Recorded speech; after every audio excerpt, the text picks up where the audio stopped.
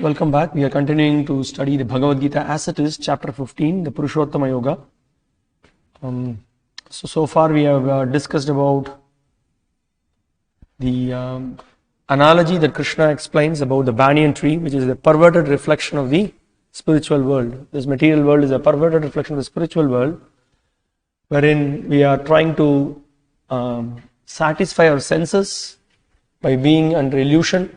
We are being covered by the three modes of material nature, and the jiva is trying to lord over the material nature. In pursuit of trying to satisfy his senses, he is traveling himself into various planets. He is transmigrating him to various bodies, and he is trying to enjoy life in the material world, but there is no enjoyment here. That is the reality. As a result, the jiva is actually suffering, being conditioned in this body. So Krishna explains that Urdhvamulam adashakam ashvatam prahuravyayam chandamsi yasya parnani yastam vedasa vedavit. He says that one should understand about this tree of banyan tree. One should understand this banyan tree, which is a perverted reflection of this spiritual world. And one who knows about it, what he should do? Asanga shastrena dridena chitva. He should use with the knowledge from the scriptures, he should detach himself from this banyan tree, cut himself off from this banyan tree with determination. That is very much required. Then Krishna also explains what are the other things needs to be done. Nirmana moha, jita sanga dosha, adhyatma nitya vinivritta kama. One should become, one should not be proud, as Krishna explained in the 13th chapter about the process of gaining knowledge. One should develop this quality of amanitvam adambitvam. So nirmana, and then when we are nirmana, then with a submissive spirit, we try to learn about the knowledge about the spiritual practice, the spiritual culture, or the process of Krishna consciousness from a bona fide spiritual master. Then we come out of illusion, nirmana moha. Jita sanga dosha, definitely we should avoid the association of non-devotees. Adhyatma nitya, so the eternal practice of spiritual life, adhyatma, we should try to practice, we should engage in that more and more. Then we should keep a full stop, or we should just shift delete in computer terms if you have to see. This is lust, we have been struggling with this from time immemorial. Forgetfulness of Krishna has made us to try enjoyment in various ways in this material world. So vinivritta kamaha, dvandva. So once we take up this process and then we try to engage ourselves in Krishna consciousness, then we also become free from dvandvair, vimukta, sukha dukkha sangyair. Always there is happiness and distress in this material world. That is, this comes as a package. There is happiness, immediately there will be distress. And after distress, there will be happiness. But then also acharyas and scriptures, they very much reveal, actually there is only distress in this material world, there is no happiness. There is an interval between the two distress that we consider as happiness. So easily spoken, and to realize we need to realize this. If we realize this, then we become self-realized souls. So sukha dukkha sangnair gacchantyamuda padamavyayam tat. So then we need to focus. Our focus should be towards the spiritual world, not to this temporary material world. Then Krishna glorifies about this spiritual world, how it is, there is no need of current, there is no need of sun, there is no need of moon. It is self-illuminating, and then one who goes there never comes back. Yad gatvara nivartante tadhama paramam mama. So then Krishna goes on to explain about the nature of the jiva, how the jiva is conditioned in this material world. With his senses and mind, he is struggling to lord over the material nature, but he is frustrated by that attempt, because jiva by nature is part and parcel of Krishna. Eternally is part and parcel of Krishna. That is being established. And while discussing that, yesterday when we discussed this Mamai Vamsho Jiva Loka shloka, we were discussing about how the Mayavadis misinterpret this verse, and then they come up with their various interpretations. Yesterday I just wanted to share with you a quote from Srila Prabhupada's Conversations. So I would like to just share it now before we continue with the series of verses today. Here is the one. I think this is from one of the lecture, second chapter lectures, maybe for verse number 13, I think. Okay, now Srila Prabhupada is speaking. Now the Mayavadi says that this individuality is Maya. Which individuality? Jiva being individual, they say it is Maya. So their conception is that spirit, the whole spirit is a lump. Their theory is Ghatakasha, Potakasha. Ghatakasha, Potakasha means just like the sky.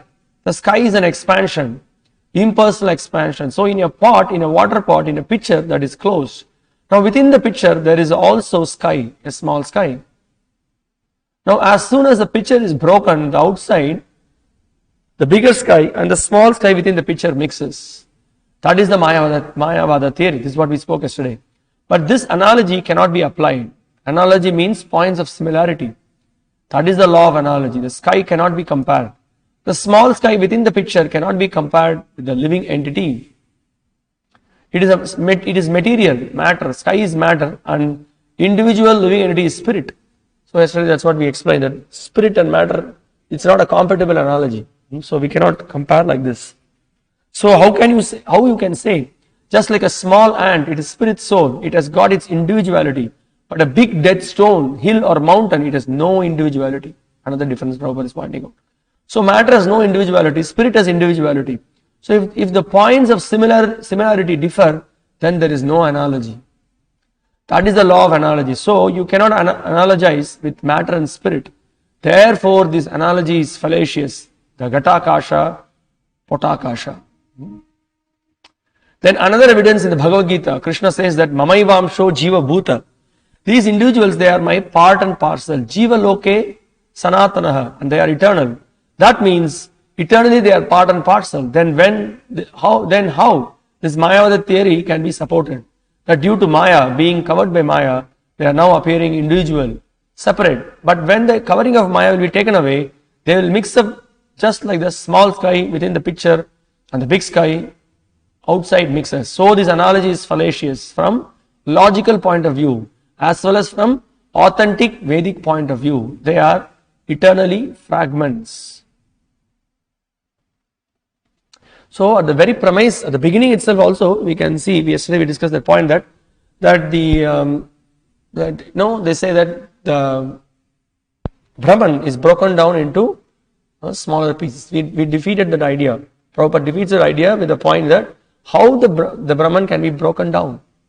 The Jiva cannot be broken down. One of the nature of the soul is Achedyoyam. It is unbreakable. We discussed this, isn't it? So that's the point. That's one definition. And also Prabhupada is giving another, that's a very incompatible comparison of Jiva and the ether or the sky. It's a not at all proper compatibility. So we reject this example itself. If you try to go by that logic, the pot is broken, the air inside this merges. But we just at the outset we reject this analogy. Prabhupada goes on to explain one more point. There are many other evidences from Bhagavad Gita. Bhagavad Gita says that spirit cannot be fragmented. So if you say that by covering of Maya, the spirit has become fragment, that is not possible. See? It cannot be cut. Just like if you cut one big piece of paper into small fragments, it is possible because it is matter. But spiritually it is not possible. Spiritually, eternally the fragments are fragments and the Supreme is Supreme. Krishna is Supreme and we are fragmental parts. These things are explained in the Bhagavad Gita in different places very nicely. I request you all to keep one copy of the Bhagavad Gita, every one of you, and read it carefully. And there will be examination. Prabhupada goes on to explain that. So anyway, so this is the point, because this is why I just repeated this and then showed you references. This is an important philosophical point we need to know. Because we may in our preaching meet somebody, sometimes they come up with this analogy, Katakash, Patakash. And then they will say, then we'll be stuck. But immediately we should know, your analogy is useless analogy. Your comparison is nonsense. And we reject it. Okay.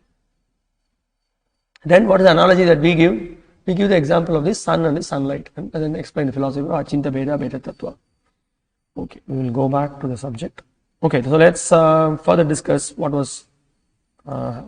saw yesterday. So, Amaivamsa Jiva Loka was discussed, and then this Jiva, what is the connection? This Jiva is what it is doing. It is transmigrating to various bodies. So, what Krishna says, Vayur Gandhan Ivashanat. Like how the aroma is carried by the air. Similarly, our previous samskaras, our previous habits, everything we carry with us in the subtle body carries us to the next body. Then what Krishna says?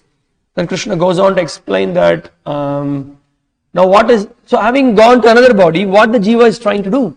Basically the jiva with all the senses, it is trying to enjoy the sense objects with the central, with mind in the center, shrotram, chakshus, sparshanam, rasanam, granam, adhishtayam, anaschayam, keeping the mind in the center, mind is giving all directions to all the sense objects to enjoy.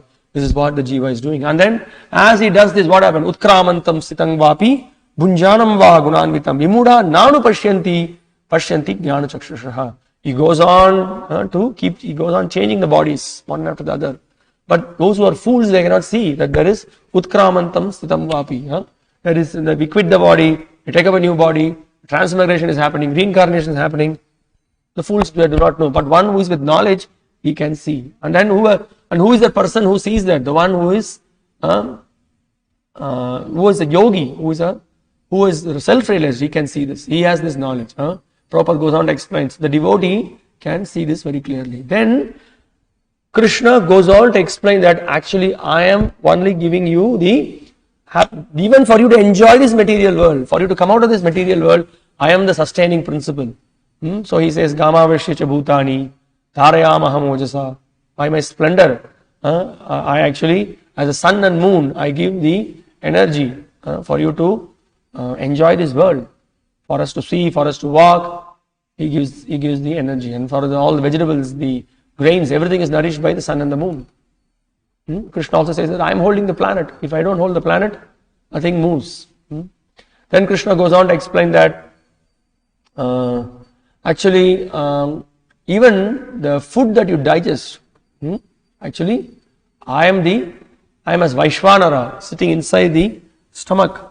I actually help your digestion. Even for us, we cannot even digest our food. Then Krishna goes on to explain that I give you the knowledge, I give you the remembrance, I give you the forgetfulness. Smritir jnanam apohanam. All the three is given by the Supreme Lord Sri Krishna.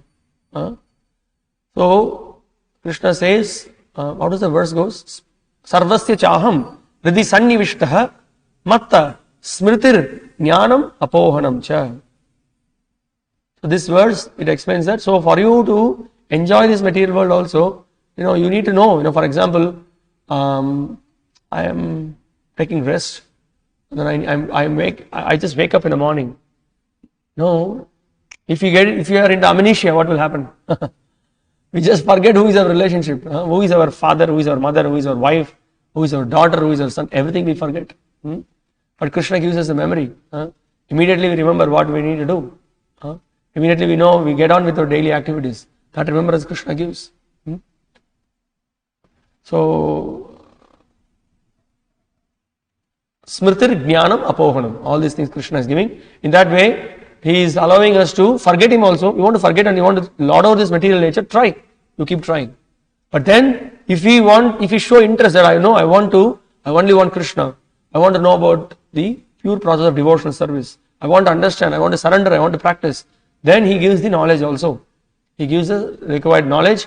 Then he is giving the guidance. So the second part of the verse, what it says, Vedaischa sarvair ahameva vedyaha. So by studying the Vedas, I am to be known. Vedanta krit. I am the compiler of the entire Vedas. Vedavid, I know the entire the conclusion of the entire Vedas. So Krishna gives the solution. So this is what we discussed yesterday. Now we are coming to another important section of this chapter.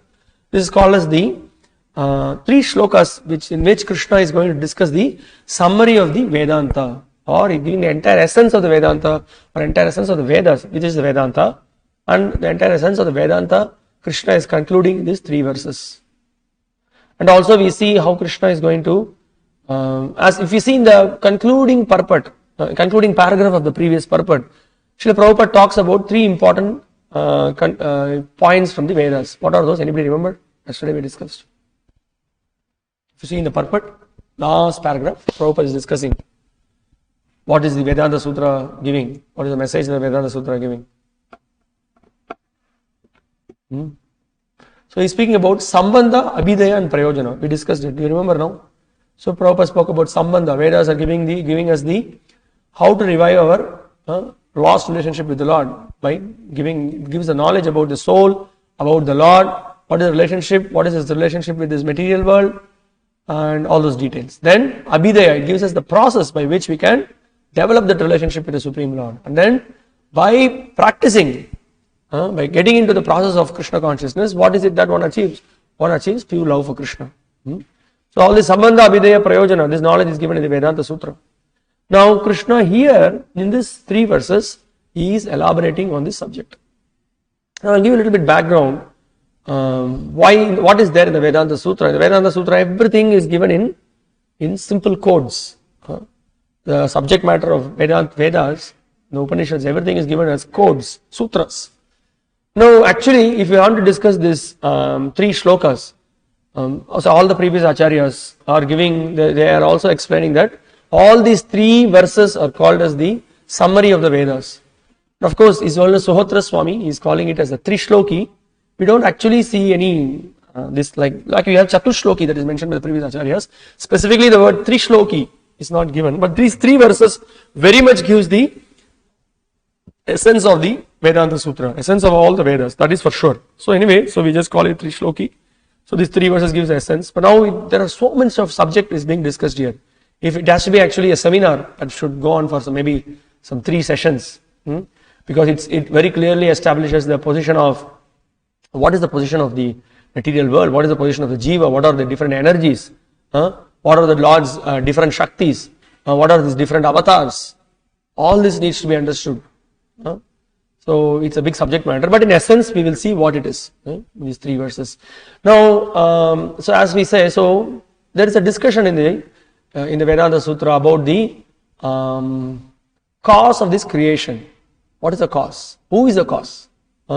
Every philosopher has got a different opinion. We can also see this kind of a discussion happening in between Parikshit and the bull in the first canto of the Bhagavatam. They'll never tell who is the cause. So many causes they will speak, which are partial facts. Somebody says that the cause is the jiva, somebody says the material nature is the cause, someone says that the karma is the cause. So like that there are so many causations that are given, which are partially true, but actually the ultimate cause, the Vedanta Sutra concludes, the ultimate cause of all causes is the Supreme Personality of Godhead. So there is someone comes to a conclusion of Brahman is the cause, then the ultimate, this is what Vyas concludes, that Krishna is the supreme, the absolute truth, is defined as Bhagavan. This Krishna who is the cause of all the causes. Ishvara Parama Krishna Sachidananda Vigraha Anadir Adir Govinda Sarvakarana Karanam. So in these 3 verses that is being established about how there are conditioned jivas and liberated jivas. And beyond the conditioned and liberated jivas, there is the Supreme Personality, who is called as a Paramatma, Uttama Purusha. And then even the cause of that Paramatma, there is one other person who is behind the Paramatma, that is the Supreme Lord Bhagavan, that is Sri Krishna. He is the cause of all the causes. So this is the actual conclusion to be understood by studying the Vedas. So once you come to this conclusion that Krishna is the cause of all the causes, he is the Supreme Personality of Godhead, then what do? We surrender to him, we engage in his service. So these 3 verses actually speaks on the level of the Sambandha. It gives the Sambandha Jnana. Then the verse number 19, it speaks about Yomam evam asangmuda janati purushottamam sa sarvavid bhajatimam sarva bhavena bharata. Then the verse 19 speaks about, what is that? If you just think about it. Yomam evam asammudo janati purushottamam sa sarvavid bhajatimam. So what does it refers to? Abhidaya. It refers to the process that we need to engage. We need to engage in bhajan, we need to engage in service, devotional service, starting with the Navavida Bhakti. And then what happens after we engage in devotional service? Iti guhyatamam shastram idam muktam mayanaga. Then how it goes? Etad buddhva buddhiman syat krita krityascha bharata. What happens? One attains perfection in life. So perfection in life means what? One is completely purified of all misgivings. And then he is able to be drishta evatmanishware. Bhagavatam explains. that one is purified of all the bindings in this material world, this bondage in this material world, then he is fixed in his constitutional position as eternal servant of Krishna, engaged in pure and unalloyed service, which he is having his relationship with the Supreme Lord, loving relationship with the Supreme Lord. So this is what is going to be discussed in the 5 verses. Now we will see are you able to follow what we are discussing? So now we will see first verse. Srila Vishwanath Chakravarti Thakur is pointing out, because I am the knower of the Vedas, I will speak in brief the essential meaning of all the Vedas in 3 verses. Text 16. Dvavimau purushau loke sharaschakshara evacha sharah sarvani bhutani kutasto shara uchyate. There are 2 classes of beings, the fallible and the infallible. Shara and Akshara. In the material world, every living entity is fallible. And in the spiritual world, every living entity is called infallible. So, Shara, Akshara, Evacha, Dvavimau. There are 2 kinds of living entities. Shara, Sarvani, Bhutani.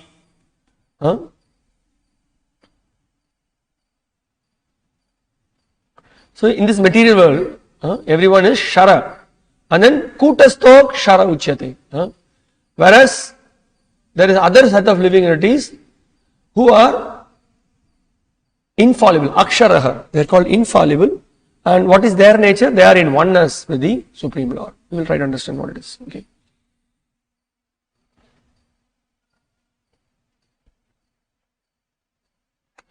So Prabhupada here goes on to make the point that there are 2 kinds of living entities, the fallible and the infallible. The living entities are eternally separated parts and parcels of the Supreme Personality of Godhead. When they are in contact with the material world, they are called Jiva Bhuta. And the Sanskrit words given here are Sharas Sarvani Bhutani, mean that they are fallible. Why they are fallible? When the Jiva comes in touch with the material nature, immediately he tries to lord over the material nature and he is given a different covering. We are with the spiritual senses, we are with the spiritual body in the material world, in the spiritual world. But then we want to lord over, immediately we are covered. Now here Prabhupada goes on to explain. But those who are in oneness with the Supreme Personality of Godhead, however, are called infallible. So he goes on to explain what is that infallible. Oneness does not mean that they have no individuality, but that there is no disunity. They are all agreeable to the purpose of the creation. So now, very easily we can understand this. Let's say in the house, the father decides to visit Srirangam. But the wife says, let us go to some cinema. Then the son says, no, let's go to some Disney World. There is no Disney World in Salem, so difficult for me to.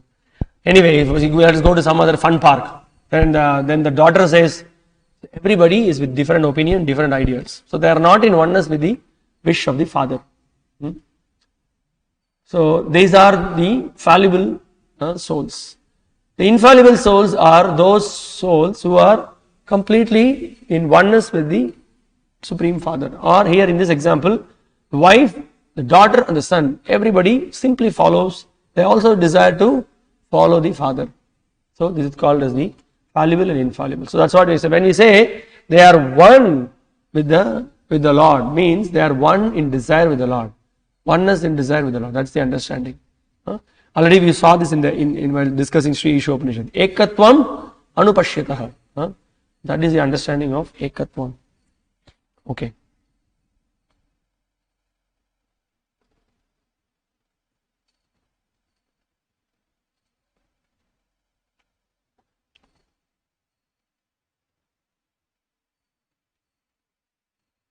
Now Prabhupada goes on to explain about the fallible living entities. He says, the living entities who are struggling in this world with the mind and 5 senses have their material bodies which are changing. Okay, this is the first point. So material bodies are changing, whereas in the spiritual world, we are having a permanent identity. There is no change, it's a permanent. The conditioned living entity, as long as the living entity is conditioned, his body changes due to contact with matter. Matter is changing, so the living entity appears to be changing. But in the spiritual world, the body is not made of matter. Therefore, there is no change.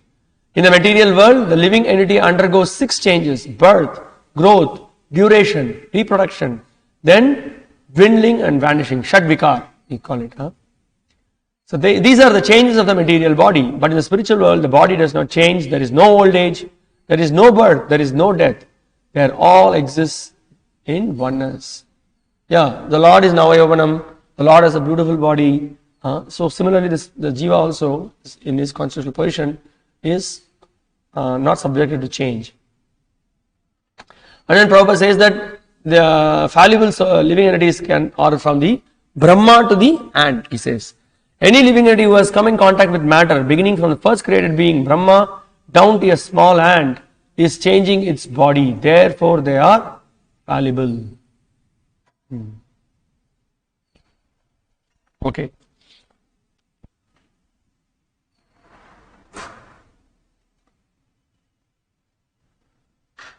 Now, Srila Vishwanath Chakravarti Thakur in his commentary is making one point.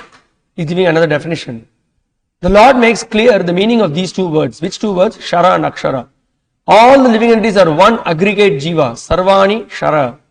The collective Jiva, fallen from his Swarupa by beginningless ignorance and subject to karma, becomes the variety of living entities up to the moving entities like Lord Brahma.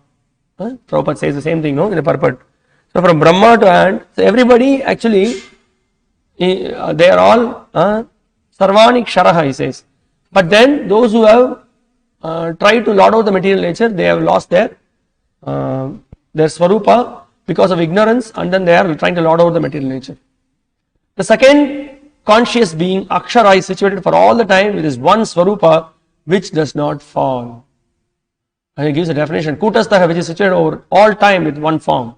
So another definition for Kutastaha means, the form, his Swarupa doesn't change. Always is fixed in the Swarupa.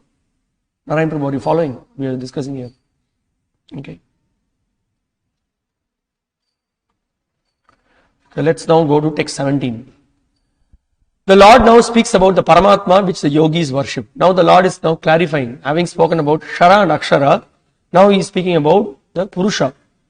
Uttamah Purushastvanya Paramatmeti Udahritah Yo Lokatrayama Vishya Bivartyavyaya Ishvaraha.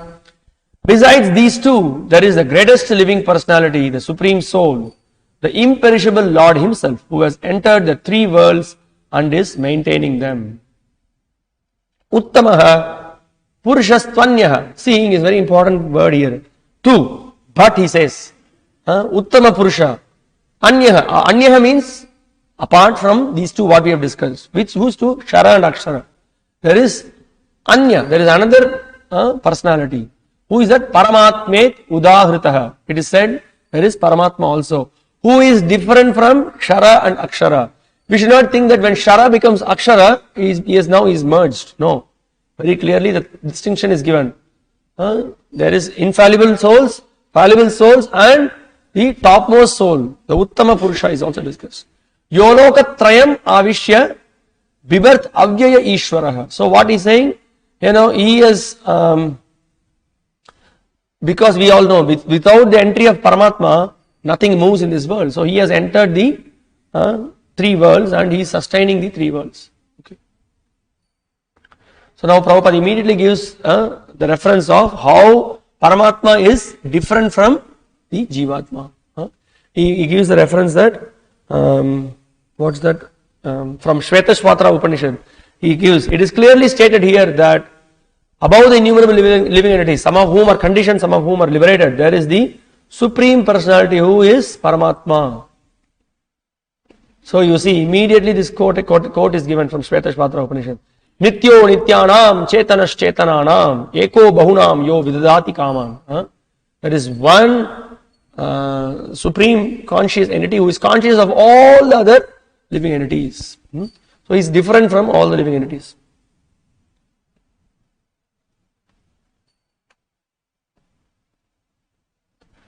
So he says, a wise man who can understand him is eligible to attain perfect peace, not others. So that's the whole point.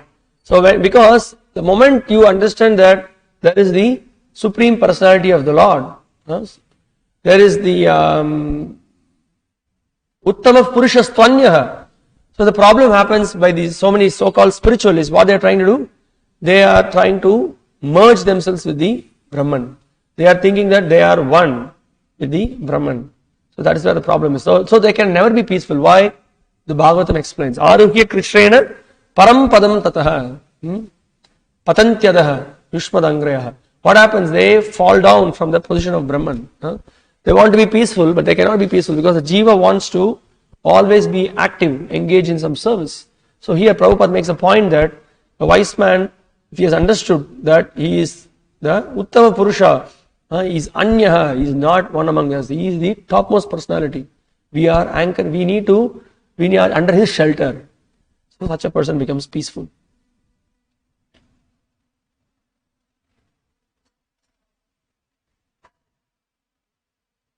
So as we discussed, same thing Srila Vishwanath Chakravarti Thakur is also pointing out in his commentary. He says, the word tu indicates a distinction from what was previously spoken.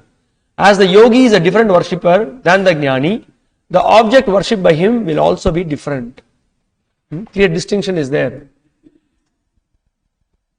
The Lord shows the nature of Paramatma. Paramatma is he who, though having the nature of commanding, Ishvara, and being unchanging, Avyaya, enters into the three worlds completely and supports and protects it.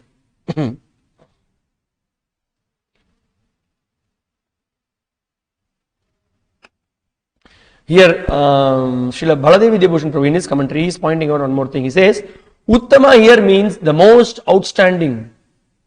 Purusha Uttama. Loke here refers to the scriptures written by men, Smriti. And Loka means that which reveals the meaning of the Vedas. He is praised in the Smriti and the Vedas, he says. All the, not in the Shrutis, the Vedas and the Smritis also. Smritis also considered Vedas. We have saw so many quotations by Srila Jiva Goswami. The point that is being made here is that he is glorified everywhere as Paramatma in both the Shruti and Smriti.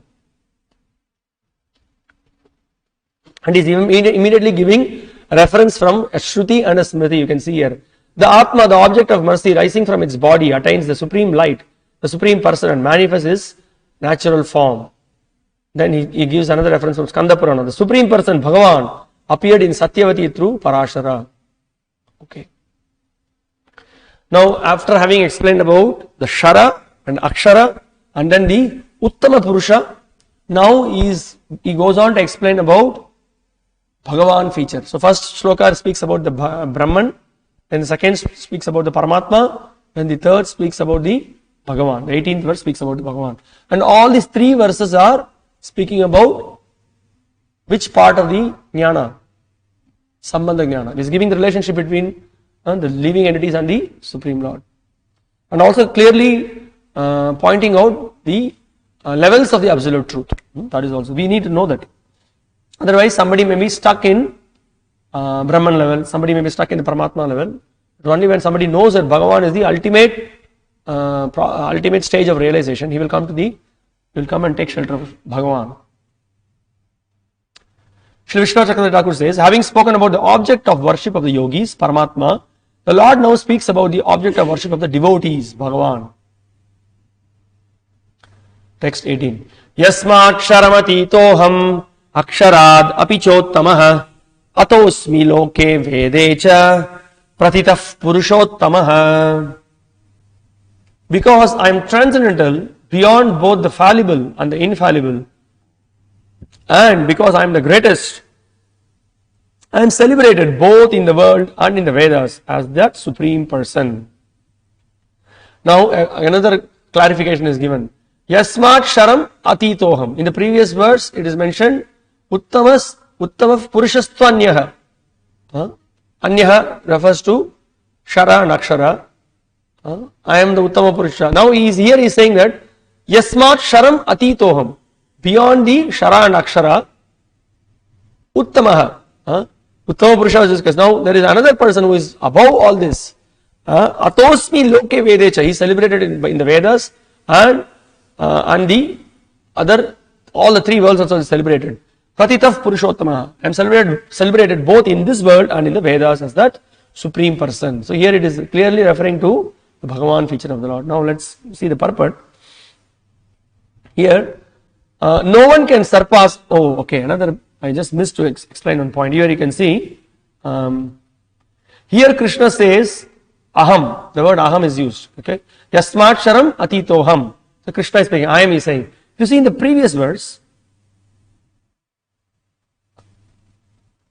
he says uttamav purushastvanyah paramatma udaharata. If you see the translation, I'll just try to show something. Besides these two, there is the greatest living personality, the Supreme Soul, the imperishable Lord Himself, who has entered the three worlds and is maintaining them. Now, if you see, there are several shlokas in the Bhagavad Gita where Krishna sometimes will speak in the second person. He could say, I am, for example, Ishvara Sarva Bhutanam, Yantra Rudani Maya. In that verse, there are just this verse is coming to my mind. You will see something like sometimes Krishna speaks in the second person.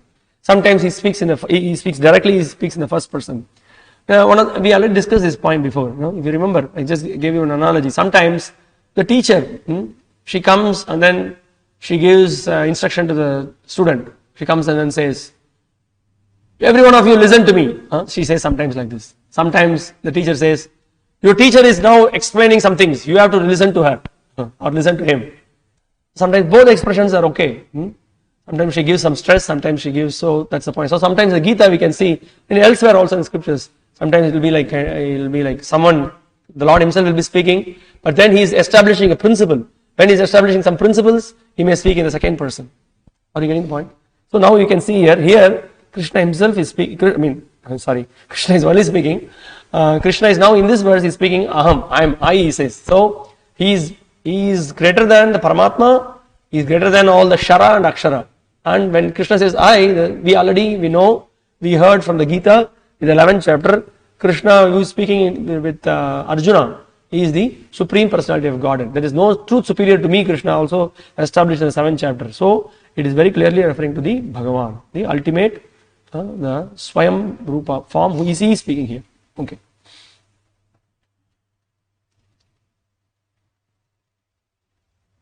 So here Prabhupada in the beginning of the purport is pointing out, no one can surpass the Supreme Personality of Godhead, Krishna, neither the conditioned soul nor the liberated soul. He is therefore the greatest of personalities.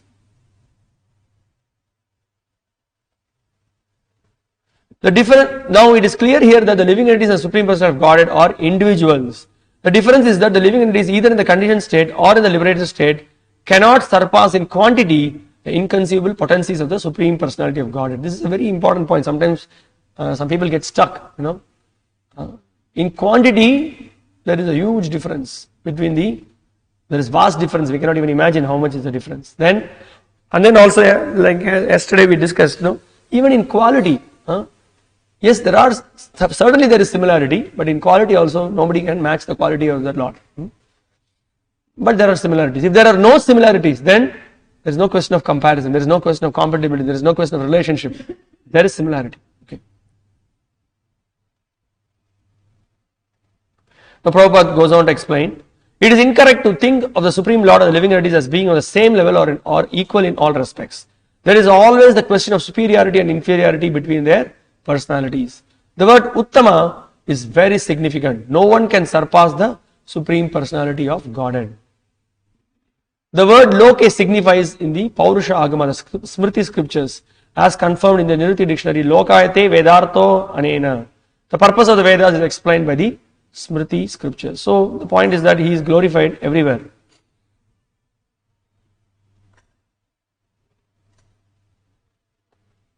So here Prabhupada concludes the purport by giving references to the Paramatma feature that is being glorified in the Vedas, and also the Supreme Personality of God is also mentioned in the Vedas.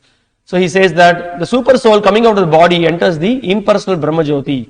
Then in his form he remains in his spiritual identity. That Supreme is called the Supreme Personality. So now we understand even the super soul, what he enters the Brahman, and then the Brahman, what is that Brahman? Brahman is the effulgence of the Supreme Personality of Godhead. So that is being mentioned here. So Prabhupada concludes, this means that the Supreme Personality is exhibiting and diffusing his spiritual effulgence, which is the ultimate illumination. That Supreme Personality has a localized aspect as Paramatma. By incarnating himself as the son of Satyavati and Parashara, he explains the Vedic knowledge as Vyasadeva. So the Lord performs various activities. He is one of his incarnations is mentioned that the Lord gives the knowledge. He himself expands as Vyasadeva's literary incarnation. and gives this transcendental knowledge. So in these 3 verses that we see that the Lord is clearly establishing the position of Shara and Akshara, and then he is establishing the position of Paramatma, and then he is establishing the position of Bhagavan. So this is what is actual subject matter is discussed in the Vedanta Sutra. That's why we said that we need to have quite a good seminar on this 3 shloki, wherein all the discussions about the different Shaktis of the Lord, the 3 Purusha avatars, then the 3 energies, Antaranga Shakti, Bahiranga Shakti, Tatashta Shakti, and then even the various various causations of the creations can be discussed. Then how finally the Bhagavatam is giving the ultimate Samam Bonam is given in the Bhagavatam, Krishnastu Bhagavan Swayam. Then there can also be discussion about the various tattvas, Shakti Tattva, Shiva Tattva, then Jiva Tattva, then Vishnu Tattva, and then all these tattvas should be discussed in detail. Then as we discuss about the various energies that needs to be discussed also, and also the conclusion of the Achintya Bheda Abheda Tattva. With all these conclusions, you come to understand what there are Baddha Jivas, Nitya Baddhas, Nitya Siddhas. This is again a very big discussion. Who are the Nitya Siddhas? Who are the Nitya Baddhas? And then ultimately all this discussion will come to a conclusion as discussed in these 3 verses. So there are conditioned souls, there are perfected souls. Conditioned souls are struggling in the material world due to lording over the material nature, due to trying to lord over the material nature. They are struggling with their senses, as Krishna is explaining. Then there are perfected souls. The perfected souls also, the Nitya Suris, what they are doing, they are one with the Lord with the desire of the Lord. Not that they are merged with the Lord. That is another clear understanding.